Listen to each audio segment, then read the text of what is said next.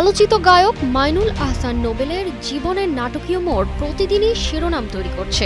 এবার এসব নিয়ে মুখ খুললেন নোবেলের প্রাক্তন স্ত্রী সালসাবিল মাহমুদ। একদিকে ধর্ষণ ও মারধরের অভিযোগ, অন্যদিকে জেলখানায় বিয়ে, আর এখন তো সংসারে আসছে নতুন অতিথি। তবে এর মাঝেই হঠাৎ এন্ট্রি নিলেন পুরনো স্ত্রী। বললেন, আমার সঙ্গে তো ডিভোর্সই হয়নি।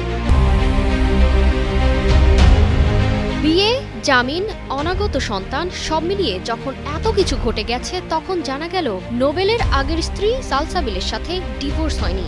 এই নিয়ে ফেসবুকে এক বিস্ফোরক পোস্ট দিয়েছেন সালসাবিল মাহমুদ। তিনি লেখেন, এক ব্যক্তি প্রবাসে গিয়েছিল বউকে বাংলাদেশে রেখে। কোর্ট নাকি নির্দেশ দিয়ে তার বউকে আরেকজনের জামাইয়ের সাথে বিয়ে দিয়ে দিয়েছে। খুবই হাস্যকর। গোপালগঞ্জের মানুষ বলে কথা। টানা সপ্তমবারের মতো বেস্ট টিস্যু পেপার ব্র্যান্ড হিসেবে স্বীকৃতি পেয়েছে বসুন্ধরা টিস্যু।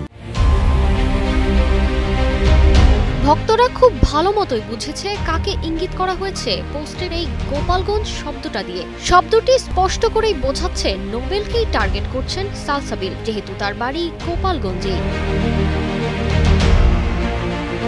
তবে সালসাবিল মাহমুদ নিজেই স্পষ্ট করেন তাদের ডিভোর্স হয়নি, অর্থাৎ আইনি জটিলতা ও পারিবারিক নাটকীয়তার মধ্যেই নোবেল শুরু করলেন নতুন জীবন।